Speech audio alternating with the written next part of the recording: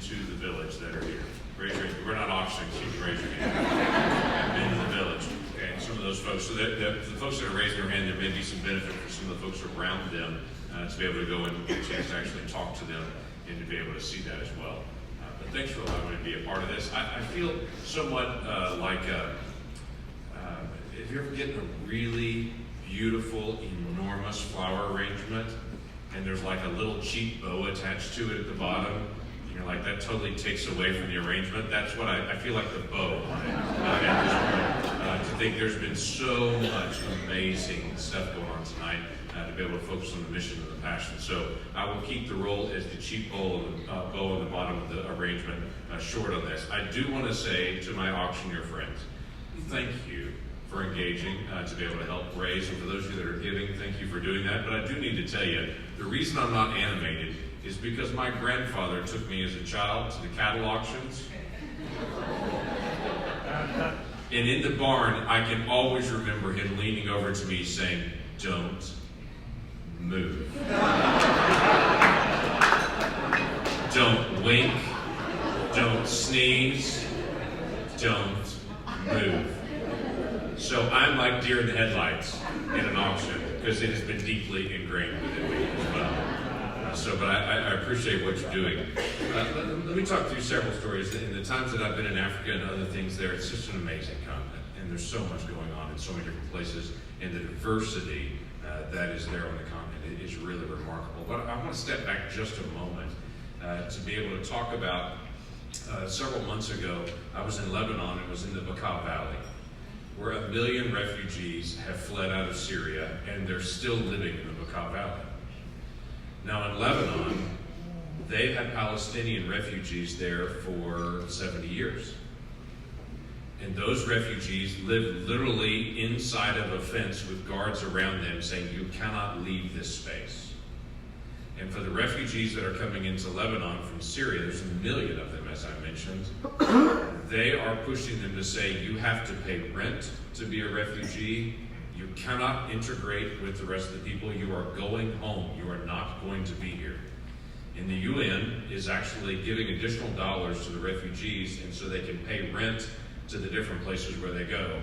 And the Lebanese government does not allow them to gather in spaces, so they have to scatter in whatever gaps that they can to be able to live in. And so I went into one of the areas where there are refugees there and walked into one of the homes, and I'm going to use the term loosely because it's made mostly of plastic and of vinyl and things that they can find to be able to strap together to be able to put a roof on it in that spot. As I went into one of their homes, as I walked up to the edge of it, it was interesting to be able to walk up to the edge and to see the children's shoes outside of the house. And I saw it and slipped off my shoes, and I'm glad that I did, and stepped inside and realized for them this was home. And they were honoring this as home and trying to figure out how to be able to rebuild their lives and what that would be like. And for them, the fear to be able to return back to Syria and what that would be like for the dad that was sitting there and for his children that are there. And it was a glimpse of the humanity that we do not see at a distance. You only see close up. And understand what's really going on around the world. And the picture B that has been given tonight, that it was Amy that was talking this through as well, of the picture of the children, and knowing that all the children have different needs, is a powerful image for us. Because to us we have been given of much, and much is required. And the good part about that is, when we give, it is an overwhelming sense of joy in that giving. And we understand the joy that only the giver can give. What Jesus referred to as the joy of the sower, to be able to know that I'm investing in something that's about to grow and be a part of it. So let me just give you a quick glimpse of a passage of scripture that actually B, you just mentioned for just a moment. Jesus was doing all these blessings, and he sat down with thousands on a hillside, and he said, "Blessed are you, blessed are you, blessed are you," and walked through, and then he paused from that, and I can see it as he looks at them and says this to that crowd: "You are the salt of the earth. But if the salt has become tasteless, how can it be made salty again? It's no longer good for anything except to be thrown out and trampled underfoot by men. You are the light of the world. A city on the hill cannot be hidden, nor does anyone light a lamp and put it under a basket, but on its lampstand, and it gives light to all who are in the house. Let your light shine before men in such a way that they may see your good works and glorify your Father who is in heaven. Just a quick glimpse of this. The two things that jumps out at me as I read this passage is, one is when he looked at them and said, you are the salt of the earth. There wasn't a backup plan. There wasn't but if you don't work out, we'll figure out some pepper. We'll figure out some sugar. We'll figure out something else. It wasn't that. It was, you're it. I do believe with all of my gut that there are a lot of Christians that believe someone else is the salt of the earth. They never take on Jesus looking at them and saying, you're it. You think it's someone else. You are the salt of your workplace. You are the salt of your school. You are the salt of your neighborhood. You are the salt of the earth. You're it. There's not another one. But then the second part about this. But if the salt becomes tasteless,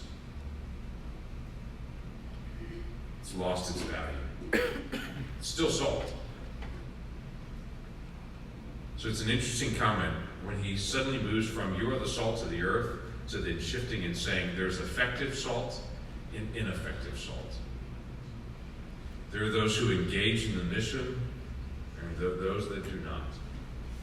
I remember studying this passage years ago and asking the simple question, how does salt lose its saltiness?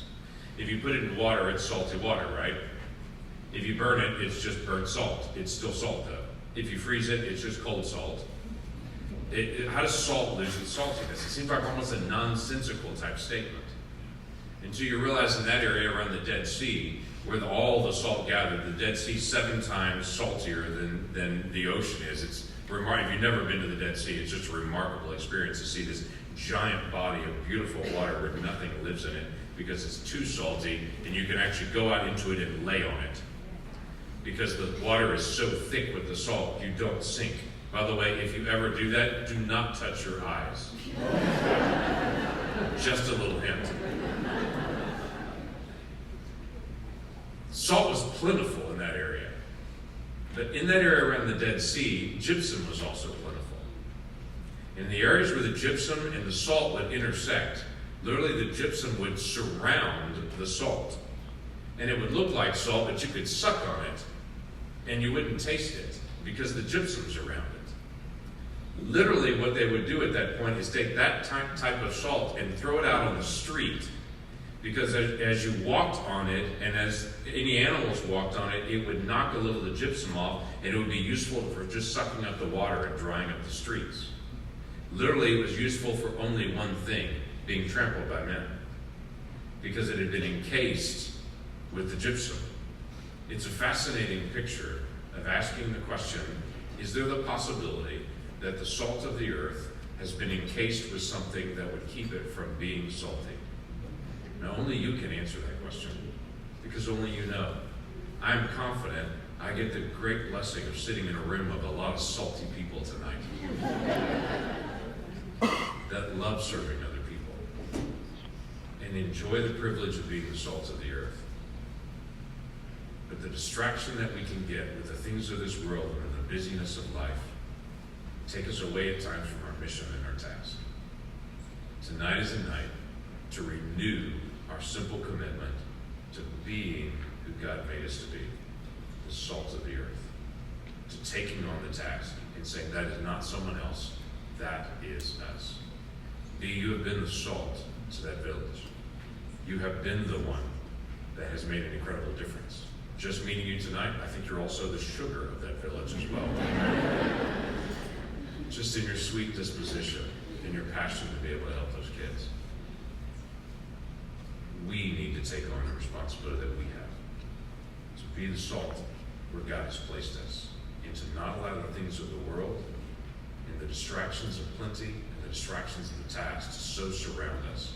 We fail to fulfill our most basic task, to be the salt, to be the light, and to not lose track of that. God bless you for engaging in the way that you are. Whether it is in Lebanon, or whether it is in Kenya, or whether it is in our own community, where our schools desperately need adults that will connect and love and connect with those kids. Thank you for not failing